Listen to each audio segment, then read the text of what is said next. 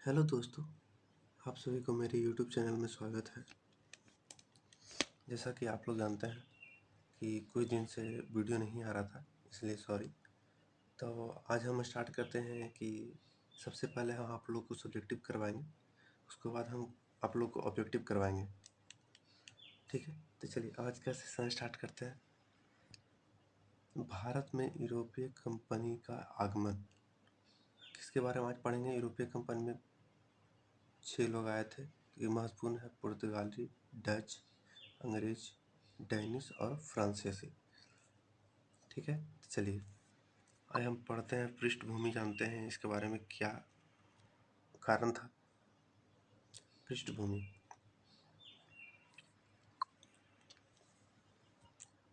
यूरोपियों के साथ भारत के व्यापारिक संबंध बहुत पुराने थे। मतलब यूरोपियो जो था भारत के साथ इसका संबंध बहुत पुराने था, जो बहुत दिन पहले से ही व्यापार चलता था। तथा मध्यकाल में यूरोप और दक्षिण पूर्व एशिया का साथ भारत का व्यापार अनेक मार्गों से चलता रहा था। ठीक है, तब ऐसा क्या परिस्थितियां बनी कि यूरोपियों को एशिया से व्यापार के लिए पुनः नए मार्ग की खोज करनी पड़ी। मतलब ये कह रहा है कि पहले जब व्यापार चला था ऐसा क्या परिस्थितियां बनी कि यूरोपीय वासियों को फिर से एक नए समुद्री मार्ग की खोज करनी पड़ी। चलिए आगे चलते हैं। जब वर्ष 1453 में उस्मानिया सल्तनत ने एशिया माइनर को जीत लिया और कुस्तुनतुनिया पर अधिकार कर लिया। इसको याद रखिएगा दोस्तों, जब 1453 में उस्मानिया सल्तनत ने एशिया माइनर को जीत लिया और कुस्तुनतुनिया पर अधिकार कर लिया, तो पूर्व और पश्चिम के बीच के पुराने व्यापारिक मार्ग तुर्कों के नियंत्रण में आ गए। मतलब कि जब उस्मानिया सल्तनत ने 1453 में माइनर को जीता तो उसका कुस्तुनतुनिया पर अधिकार कर लिया। जब अधिकार कर लिया तो उसके बाद उधर रास्ता तो जाने का नहीं बचा, इसीलिए पुराने व्यापारिक मार्ग तुर्कों के नियंत्रण में चला गया और इसी तरह पूर्वी देशों और यूरोपियों के बीच व्यापारिक मार्गों पर अंकुश लग गया और इन कारणों से यूरोप वासियों के व्यापार के अधीन सुरक्षित समुद्री मार्ग की तलाश करने लगे और यही कारण ही यूरोप वासियों ने नई समुद्री मार्ग की खोज की थी। ठीक है, आगे चलते हैं। यूरोपियों के लिए नई समुद्री मार्ग की खोज करना उतना कठिन कार्य नहीं था। क्यों कठिन नहीं था? क्योंकि 15 से 16वीं शताब्दी तक यूरोप में नई भौगोलिक खोज को प्रोत्साहन दिया जा रहा था, जैसे कि जहाज निर्माण और प्रगति और कुतुबनुमा दिशा सूचक, मतलब जिसको कहते हैं जीपीएस ट्रैकर, जिसको यह बोलते हैं माइक्रोस्कोप का आविष्कार भी हो गया था। 15-16वीं शताब्दी मतलब 1400 से 1499 और 1500 से 1599 तक इसकी खोज पुर्तगाली मतलब यूरोप वासियों ने जहाज का निर्माण करना शुरू कर दिया था। और कुतुबनुमा मतलब दिशा सूचक, मतलब कि कौन सी जहाज नई समुद्री मार्गों की खोज का पहला कदम नई समुद्री मार्ग की खोज का पहला कदम पुर्तगाल और स्पेन ने उठाया था। मतलब कि ये हुआ, जो नई समुद्री मार्ग की जो खोज होना शुरू हुआ उसमें सबसे पहले किसने कदम उठाया था? तो पुर्तगाली और स्पेन ने। ठीक है, चलिए आगे चलते हैं। इटली के निवासी कोलंबस ने भारत को खोजने निकला। मतलब जो इटली के जो निवासी, मतलब इटली के जो रहते थे, जो कौन थे? कोलंबस थे, जो भारत को खोजने निकला, लेकिन रास्ता भटक जाने के कारण 1492 को अमेरिका की खोज कर दी। मतलब कि ये हुआ, इटली के जो निवासी कोलंबस थे भारत को खोजने निकले और 1492 मतलब रास्ता, मतलब उनको आना था पूर्वी में, तो पहुंच गए पश्चिमी जाने लगे, इसलिए रास्ता वो भटक गए और इसीलिए 1492 को अमेरिका की खोज की थी। ठीक है, कोलंबस के अभियान से पहले यूरोपवासियों को अमेरिका के विषय में कोई जानकारी प्राप्त नहीं थी। मतलब कि जब कोलंबस को जब लाया जा रहा था, मतलब कि जाया जा रहा था, मतलब अभियान जब शुरू हुआ कि कोलंबस खोजने निकलेगा, तो यूरोप वासियों को अमेरिका के विषय में कोई जानकारी नहीं थी, मतलब कोई भी पता नहीं था कि अमेरिका भी कोई एक देश होगा। तथा कोलंबस ने अमेरिका को नई दुनिया कहा। कोलंबस ने अमेरिका को नई दुनिया क्यों कहा है? क्योंकि यूरोप वासियों को पहले अमेरिका के बारे में पता नहीं था, इसलिए अमेरिका को नई दुनिया कहा है। चलिए, इटली नाविक अमेरिगो वेस्पुसी, याद रखिएगा, इटली नाविक अमेरिगो वेस्पुसी के नाम पर अमेरिका का नाम अमेरिका पड़ा। मतलब ये हुआ दोस्तों कि पहले तो यूरोप वासियों को पता नहीं था कि कोई भी मतलब शहर होता होगा। जब अमेरिका के बारे में पता चला था, तो अमेरिका का नाम अमेरिका क्यों पड़ा था, किसके नाम पे पड़ा था? तो अमेरिका नाम अमेरिगो वेस्पुसी के नाम पे पड़ा था। चलिए अब आगे चलते हैं। बार्थोलोम्यू डियाज ने अफ्रीका के दक्षिणी में, अफ्रीका जो है के दक्षिण में Cape of Good Hope, English में केप ऑफ गुड होप और इसको हिंदी में उत्माशा अंतरिक्ष को कहते हैं, जो 1488 में खोज की थी। मतलब ये हुआ, बार्थोलोम्यू डियाज ने अफ्रीका के दक्षिण में केप ऑफ गुड होप उत्माशा अंतरिक्ष को 1488 में खोज की थी। ठीक है दोस्तों, चलिए आगे चलते हैं। वास्को डिगामा ने मई, कहीं किसी बुक में 17 मई 20 मई भी देता है, तो मई 1498 ईस्वी को भारत को खोजने निकला।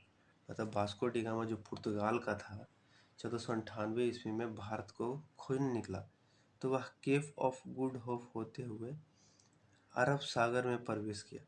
मतलब कि यहाँ से केप ऑफ गुड, मतलब जो अफ्रीका है, अफ्रीका के दक्षिणी छोर पे केप ऑफ गुड के अरब सागर में प्रवेश किया, जो गुजरात पद प्रदर्शक अब्दुल मजीद की सहायता से 1498 ईस्वी में समुद्री मार्ग की खोज की थी। ठीक है दोस्तों, चलिए आगे चलते हैं। इसके बाद चलते हैं मैगलन।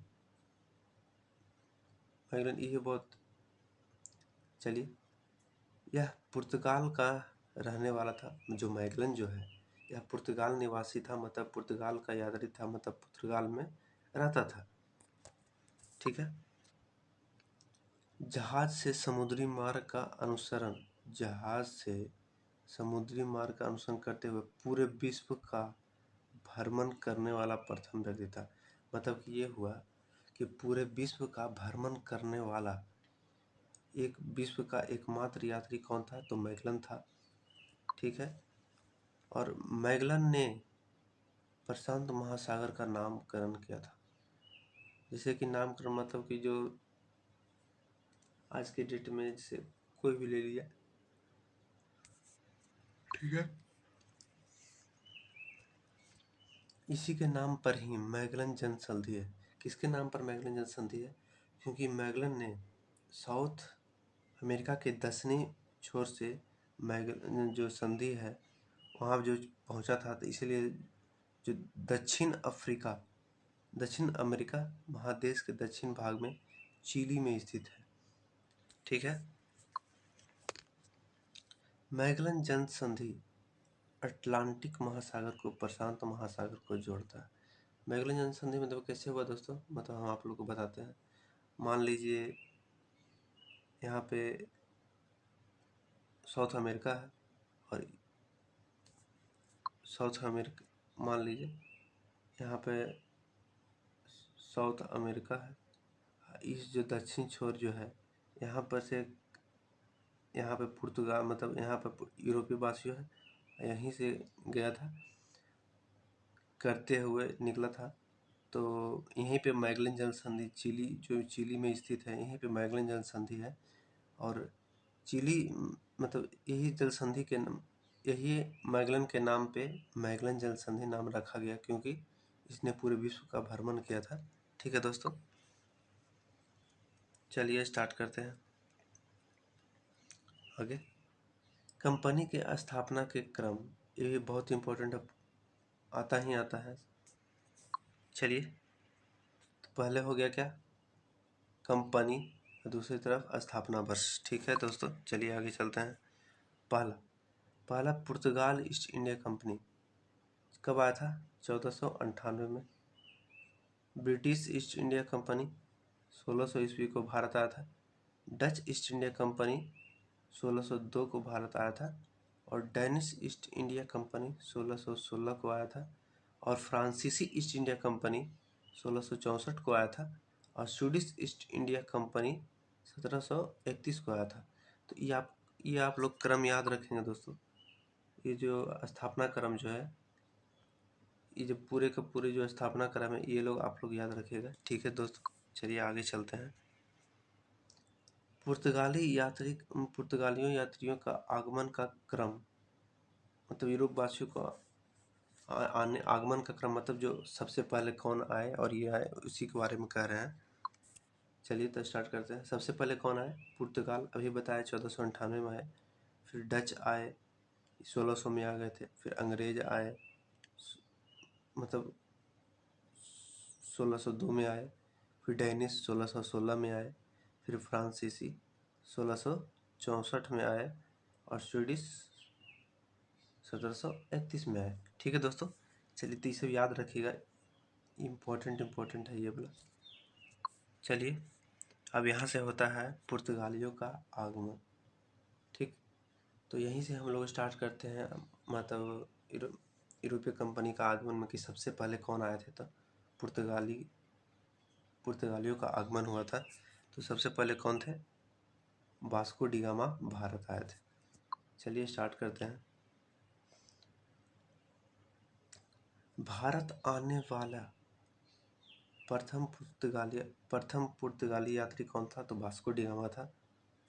तो वास्को डी गामा मई 1498 में केप ऑफ गुड होप उत्मासा अंतरिप को, अभी बताया दोस्तों, केप ऑफ गुड होप उत्मासा अंतरिप को चक्कर काटते हुए गुजरात व्यापारी अब्दुल मजीद की सहायता से भारत के कालीकट बंदरगाह, जो कि केरल में है, पर पहुंचा।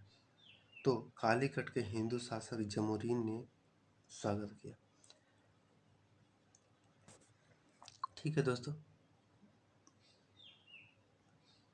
जब वास्को डी गामा जब पहुंचे तो केप ऑफ गुड, अभी बताया कि अफ्रीका के जो सबसे नीचे छोर गेट ऑफ होप, उसी को चक्कर काटते हुए अब्दुल मजीद, मतलब वास्को डी गामा ने हिंद महासागर में जाते हुए केप ऑफ गुड होप के सहारे उनकी सहायता, मतलब मुलाकात गुजरात के व्यापारी अब्दुल मजीद से हुई। और सहायता से कारण भारत के कालीकट बंदरगाह पर पहुंचे। जो उनका भव्य स्वागत कौन किया था? तो कालीकट के हिंदू शासक जमोरीन ने किया था। चलिए आगे चलते हैं हम लोग। वास्को डी गामा ने कालीकट के राजा से व्यापार का अधिकार प्राप्त किया, तो अरब व्यापारियों ने विरोध किया था। जब वास्को डी गामा ने कालीकट के राजा से व्यापार का अधिकार प्राप्त कर लिया, तो अरब व्यापारियों ने उनसे विरोध किया था। चलिए दोस्तों आगे चलते हैं। जब वास्को डी गामा यूरोप लौटने लगा तो कालीकट के शासक ने मसाला दिया था। मतलब कोई भी, देखिए दोस्तों, कोई भी मेहमान आते हैं तो जब वहाँ कोई भी चीज़ प्रसिद्ध रहता है तो हर कोई देते हैं। इसलिए यूरोप जब वास्को डी गामा वहाँ से निकल जाते हैं तो उन्हीं के शासक जो कालीकट के जो थे, उन्होंने मसाला दिया था। तो वह मसाला को यूरोप में बेचा तो पूरे यात्रा का 60 गुना दामों पे बिका। और इसका लाभकारी घटना ने अन्य पुर्तगालियों को भी प्रेरित करने का आकर्षण दिया। मतलब कि ये हुआ कि जब वहाँ से लौट रहा था तो मान लीजिए वो 1 रुपया में था, 1 रुपया में पूरा यात्रा का 1 रुपया वहाँ से आ रहा था, तो वहाँ पूरा 60 गुना लाभ हुआ इसी कारण। ठीक है दोस्तों, पुर्तगालियों का पूर्व नाम एस्तादो द इंडिया के नाम से स्थापना की गई थी। मतलब पुर्तगाली के जो पहले जो हमें बताए थे कि यूरोप और भारत के साथ पहले भी व्यापार चलता था, तो उस समय पुर्तगालियों का पूर्व नाम क्या था? एस्तादो द इंडिया नाम था। ठीक है दोस्तों, चलिए पुर्तगाली राजा पुर्तगाली जो राजा पोप अलेक्जेंडर छठा द्वारा 1453 में पूर्व सामुद्रिक व्यापार हेतु आज्ञा पत्र दिया गया। मतलब कि यही पुर्तगाली राजा जो थे अलेक्जेंडर छठा के द्वारा ही पुर्तगालियों ने आज्ञा पत्र दिया, तो सब आना एक एक करके शुरू हुए। चलिए आगे चलते हैं। वास्को डी गामा कुल भारत 3 बार आए। मतलब कि पहले 1498 में आए, दूसरी 1502 में आए और तीसरी 1524 में आए। ठीक है, जब पहले तो 1498 में आए तो कि नई समुद्र की खोज की थी। 1502 में फिर से आए क्योंकि 60 गुना यहाँ से काली मिर्च और मसाले जो लेके गए थे 60 गुना मुनाफा हुआ था। और 1500, ठीक है, चलिए आगे चलते हैं। पुर्तगालियों ने 1503 में काली मिर्च और मसालों के व्यापार पर एकाधिकार प्राप्त करने के उद्देश्य से कोचीन, मतलब जो केरल में पहली व्यापारिक कोठी बनाई। मतलब कि ये हुआ, पुर्तगालियों की सबसे पहली जो कोठी 1503 में क्यों बनाई गई थी, तो काले मिर्च और मसालों के व्यापार पर एकाधिकार प्राप्त करने के लिए। और इसके बाद दूसरी व्यापारिक कोठी 1505 में कुन्नूर में बनाई थी। मतलब ये हुआ दोस्तों कि पुर्तगालियों ने प्रथम व्यापारिक कोठी कहाँ खोली थी, तो 1503 के कोचीन में केरल में खोली थी, और दूसरा व्यापारिक कोठी 1505 में कुन्नूर में बनाई। ठीक है दोस्तों, चलिए आगे चलते हैं। पुर्तगालियों ने भारत में सबसे पहले आए 1498 में आए और सबसे बाद में 1961 में गए। इसका मतलब ये हुआ दोस्तों कि भारत आने वाला सबसे प्रथम यात्री कौन था, तो यूरोपवासियों कौन था, तो पुर्तगाली था। और सबसे अंत में जाने वाले कौन थे, तो पुर्तगाली था। ये हुआ दोस्तों कि पुर्तगाली के बाद और कोई आते ही रहे, लेकिन उसके बाद पुर्तगालियों का उतना वर्चस्व नहीं रहा, मतलब उतना वो नहीं रहा, लेकिन थे। चलिए आगे चलते हैं। इसके बाद पेड्रो अल्वारेज कैब्रल, अभी बताया दोस्तों, वास्को डी गामा पहला यात्री था और ये हुए दूसरे यात्री। ठीक है दोस्तों, तो भारत आने वाला दूसरा पुर्तगाली यात्री कौन था, तो पेड्रो अल्वारेज कैब्रल। ये याद नहीं भी रखे तो कोई दिक्कत नहीं, लेकिन अंतिम वाला जो है कैब्रल, इसको याद रखिएगा। तो दूसरा पुर्तगाली यात्री कौन था, तो कैब्रल था। यह भारत में 31 दिसंबर 1500 को भारत आया था। इससे इतना ही इम्पोर्टेंट है कि यह दूसरा पुर्तगाली यात्री था और यह भारत में 31 दिसंबर 1500 को भारत आया था। ठीक है दोस्तों, इससे ज़्यादा इम्पोर्टेंट क्वेश्चन नहीं बनता है। चलिए उसका स्टार्ट करते हैं। पुर्तगाली वायसराय, तो पहले ये हुआ कि पुर्तगाली वायसराय का पद कब आया था, तो पुर्तगाली वायसराय का कब पद आया था, 1505 में आया था पद। ठीक है दोस्तों, चलिए आगे चलते हैं। पहले फ्रांसिस्को दी अल्मीरा, तो ये हुआ कि पुर्तगाली वायसराय जो है उससे सबसे पहले कौन आए थे, फ्रांसिस्को दी अल्मीरा आए। चलिए आगे चलते हैं। तो भारत में प्रथम पुर्तगाली वायसराय बनकर भारत आए थे। मतलब कि ये हुआ कि भारत में प्रथम पुर्तगाली वायसराय बनकर भारत कौन आए थे, तो अल्मीरा थे। भारत में 1505 से 1509 तक भारत में शासन किए थे, मतलब लगभग 4 वर्षों तक शासन किए थे। इसने भारत पर प्रभुत्व स्थापित करना चाहता, इसीलिए इन्होंने ब्लू वाटर पॉलिसी या शांत जल की नीति अपनाई थी। ये हुआ दोस्तों कि फ्रांसिस्को दी अल्मीडा ने ब्लू वाटर पॉलिसी इसलिए चलाई थी क्योंकि ब्लू वाटर पॉलिसी कहते किसको हैं, जो हिंद महासागर में जो थे उसके लिए चलाया गया था। और उसी पर भारत पर प्रभुत्व स्थापित करना चाहता था पुर्तगाली बादशाह अल्मीडा ने, इसीलिए शांत जल की नीति अपनानी पड़ी। चलिए, और 1508 में चौल के युद्ध में गुजरात के शासक बहादुर शाह से पराजित हुआ था। इसका मतलब ये हुआ कि फ्रांसिस्को दी अल्मीडा ने चौल के युद्ध में 1508 में गुजरात के शासक बहादुर शाह से पराजित हो गया। तब अल्मीडा को पुर्तगाली मतलब पुर्तगाल भेजा गया, मतलब बुला लिया गया। और फिर जब वो दोबारा आए 1509 में दीव के युद्ध में उसने महमूद बेंगड़ा, मिस्र तथा तुर्की शासक के समुद्री जहाज़ों को पराजित किया। ठीक है, चलिए आगे चलते हैं इसके बाद दूसरे पुर्तगाली गवर्नर के पास। तो अभी बताया अभी दोस्तों कि सबसे प्रथम पुर्तगाली गवर्नर कौन आए थे, मतलब अल्मीड़ा आए थे। और उसके बाद कौन आया, अल्फ्रांसो दी अल्बुकर्क। इसके बारे में तो क्वेश्चन आता ही आता है। तो चलिए आगे चलते हैं। तो भारत में दूसरा पुर्तगाली वायसराय बनकर आया, मतलब दूसरा पुर्तगाली वायसराय कौन था, तो अल्बुकर्क था।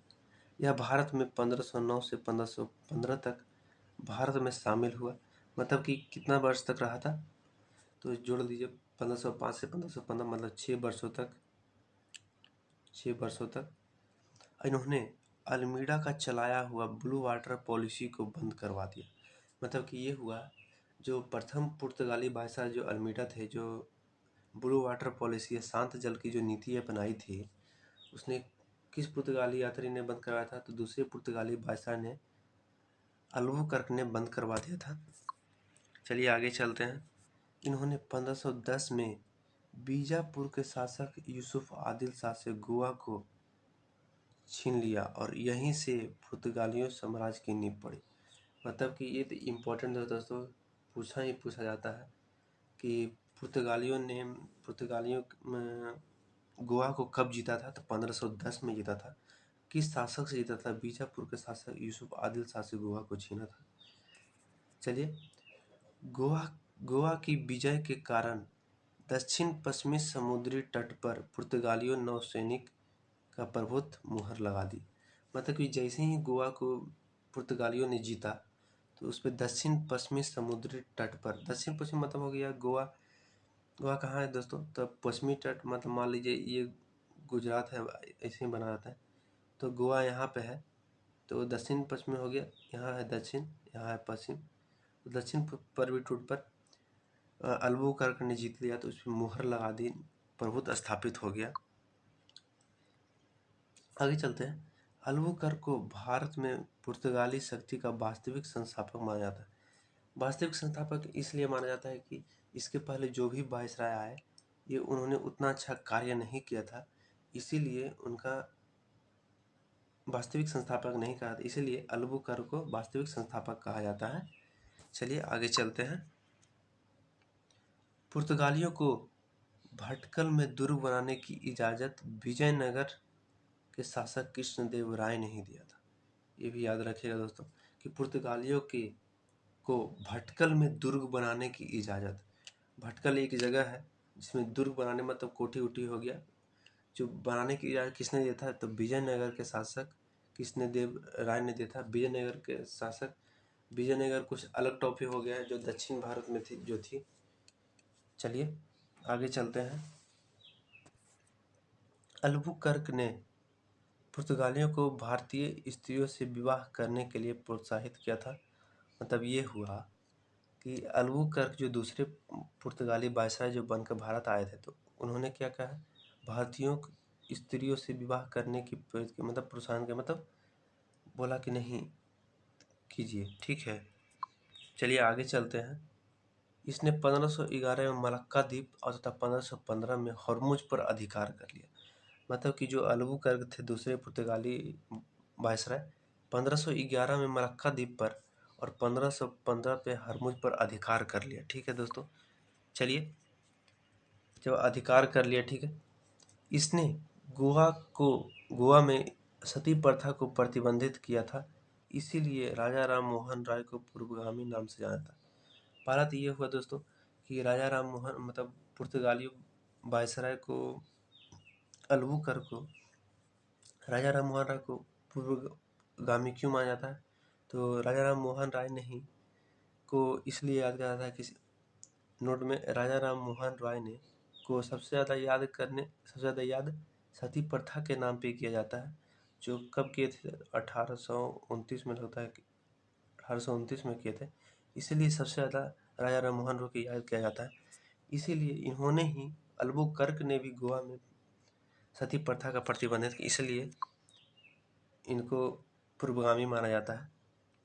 अल्बुकर्क के बाद सबसे महत्वपूर्ण वायसराय कौन बन के आया? नीनो डी कुन्हा ने, और इनका शासनकाल 1529 से 1538 तक शासनकाल था। चलिए आगे चलते हैं। नीनो डी कुन्हा हो गया। इसका शासनकाल 1529 से 1538 तक रहा। अभी कुछ देर पहले बताए थे आपको।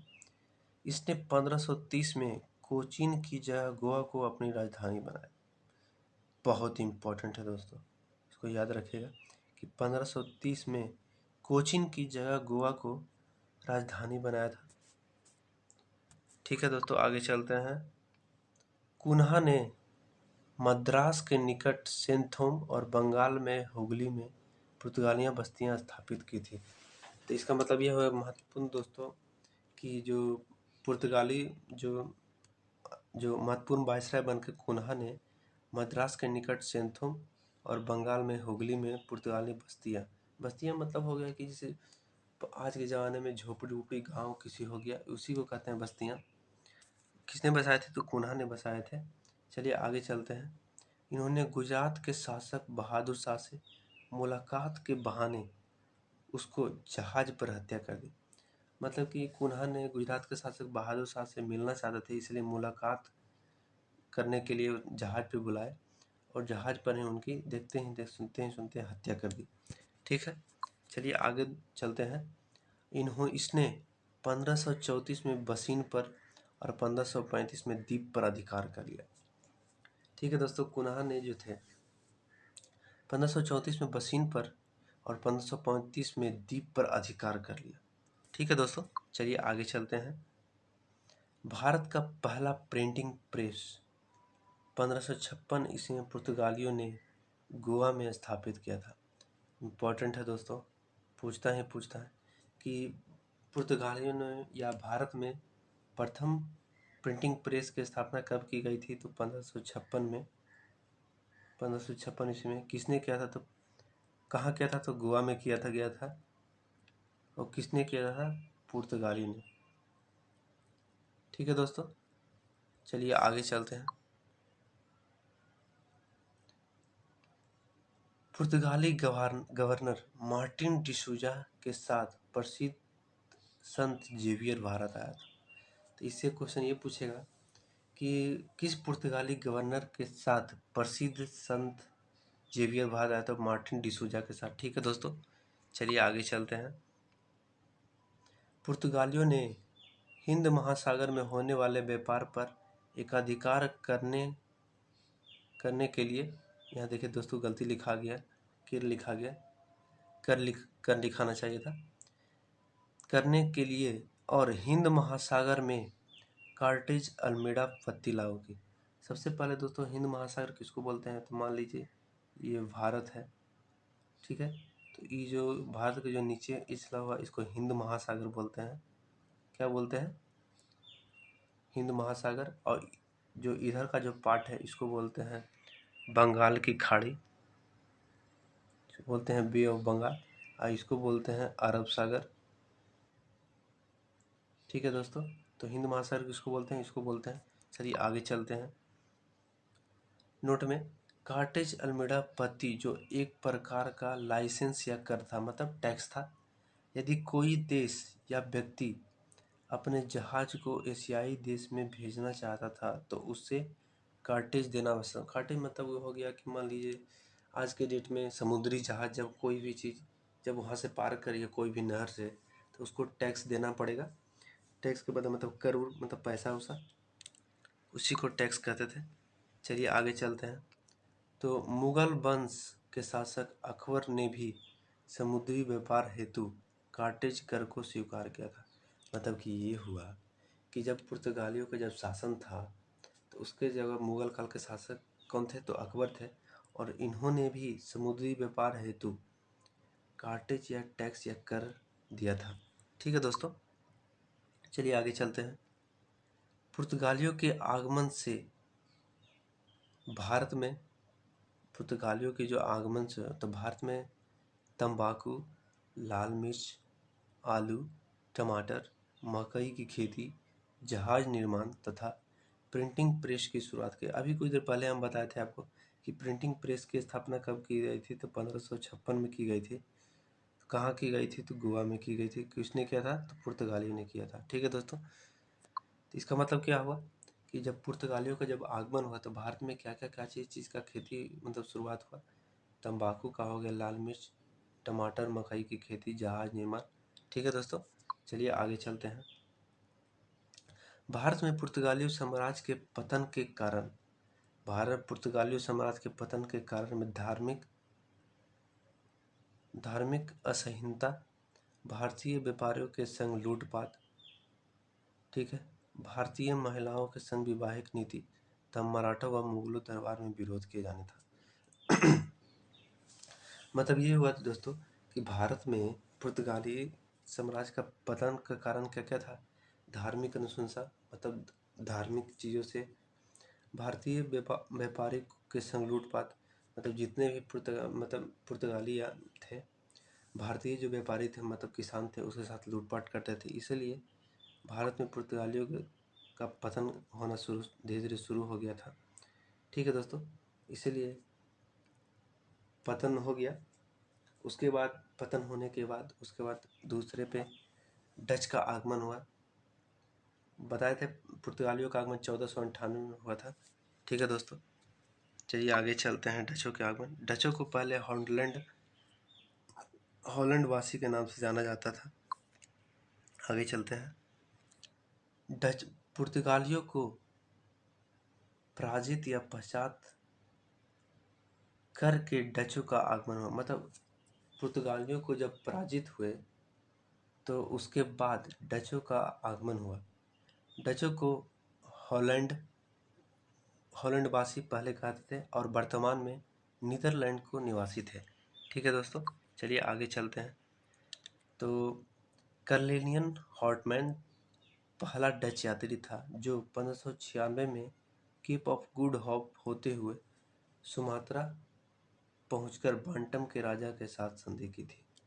तो यह हुआ दोस्तों कि भारत में प्रथम डच यात्री कौन था, तो कार्लेनियन हॉर्टमैन था। कब भारत आया था, तो 1596 में आया था केप ऑफ गुड के हुए रास्ते।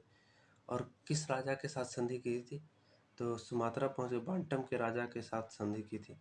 ठीक है दोस्तों, चलिए आगे चलते हैं। और 1602 में डच कंपनी बारिंगदे ओस्ते इंदिस कंपनी की स्थापना की।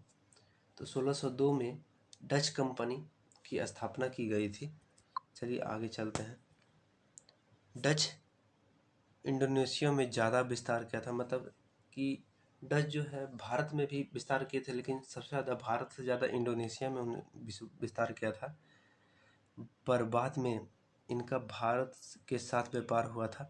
इन्होंने व्यापार में सूती वस्त्र को शामिल किया था।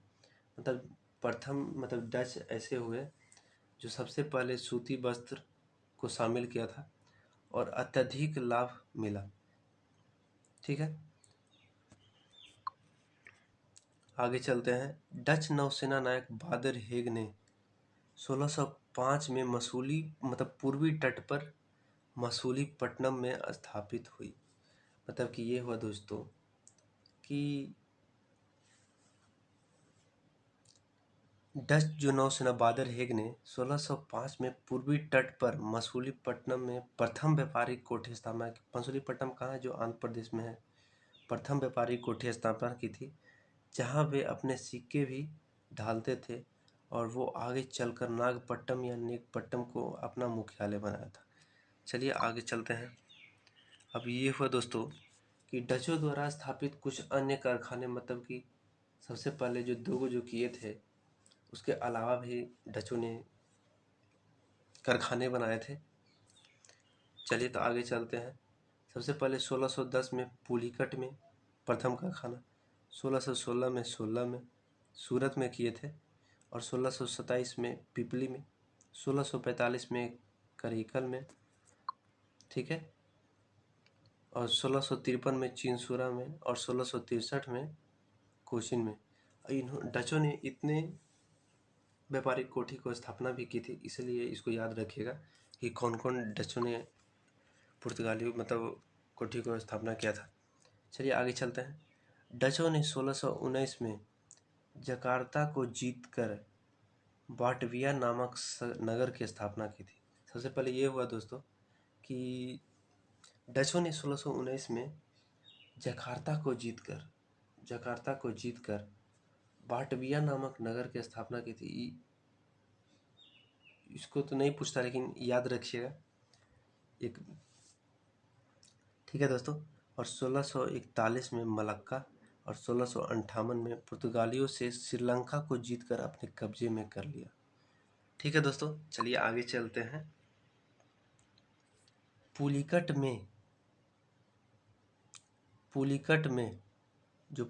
में डच कारखाने को गोल्डरिया का किला तथा चिंसुरा जो हुगली में है, चिंसुरा में डच के किले को गुस्तावुस फोर्ट कहा जाता है। मतलब ये हुआ दोस्तों कि पुलिकट में जो डच कारखाना है उसको किस नाम से जाना जाता है, किस किले के नाम से जाना जाता है, तो गोल्डरिया का किला के नाम से जाना जाता है। और चिंसुरा में जो डच किले हैं उसको किस नाम से जाना जाता है, तो गुस्तावुस फोर्ट के नाम से जाना जाता है। चलिए आगे चलते हैं। चलिए आगे चलते हैं।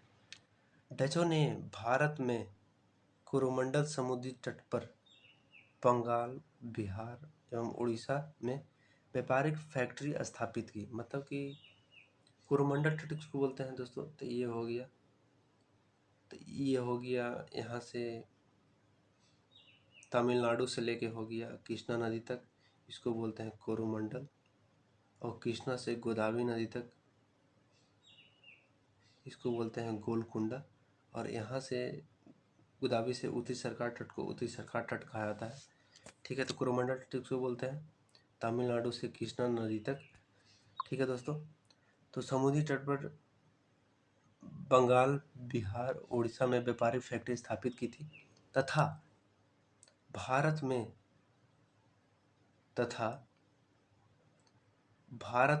महत्वपूर्ण फैक्ट्री पुलिकट, सूरत, कराईकल, चिंसुरा, कासिम बाजार, बड़ानगर, पटना और बालासोर, नागपट्टनम, कोचीन, मसूलीपट्टनम आदि थे।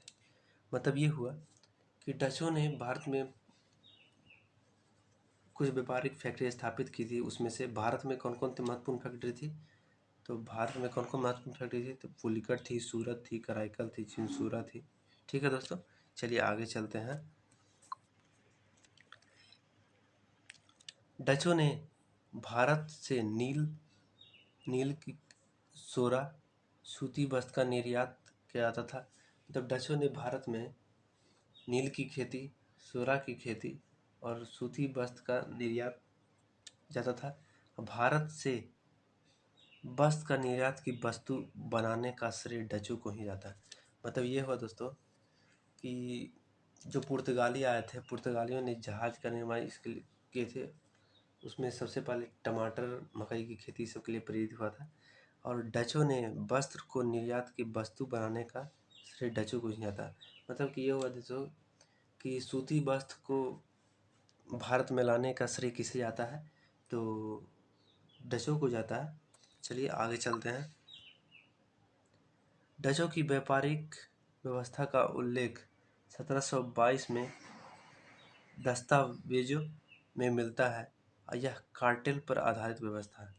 ठीक है, तो डचों की व्यापारिक व्यवस्था का उल्लेख कहाँ स्थित है, तो 1722 के दस्तावेजों में मिलता है। यह जो दस्तावेज जो है क्या चीज़ पे आधारित है, तो कार्टेल पे आधारित है। चलिए आगे चलते हैं दोस्तों। 1741 में कोलाचेल के युद्ध में त्रावणकोर के राजा मार्तंड वर्मा ने डचों को पराजित कर केरल में सत्ता स्थापित समाप्त कर दी। मतलब कि ये हुआ दोस्तों कि 1741 में कुलोचल के युद्ध में त्रावणकोर के राजा मार्तंड वर्मा ने डचों को पराजित कर केरल के सत्ता स्थापित कर दी थी। ठीक है दोस्तों, आगे चलते हैं। चलिए डचों को ये हो गया। ठीक है दोस्तों, डचों को भारत में अंतिम रूप से पतन 1759 में बेदरा के युद्ध में अंग्रेज और डचों के मध्य हुआ। मतलब कि भारत में जो डचों का अंतिम पतन, मतलब कि युद्ध के अंतिम पतन में, और इस अंतिम पतन में किसके साथ युद्ध हुआ था? तो 1759 में हुआ था। तो कौन से युद्ध में? बेदरा के युद्ध में। बेदरा के युद्ध में अंग्रेज और डच के मध्य हुआ था, और इसमें डचों ने, और इस युद्ध में डचों को पराजित हुआ। और इस युद्ध में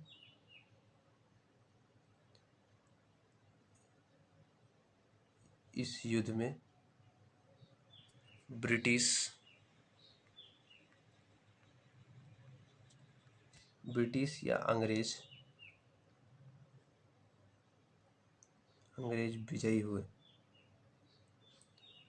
ठीक है दोस्तों, तो इसलिए आज का सेशन हम यहीं तक समाप्त करते हैं। वीडियो अगर अच्छा लगे तो आप लोग शेयर करना ना भूलें। और ये दोस्तों, मैंने बहुत अच्छे से 2 से 3 किताब को मिला के हमने बनाया है। इसलिए आप लोग कमेंट ही आप लोग को बताया कि कैसा है, नहीं है जो। ठीक है दोस्तों, थैंक यू, बाय।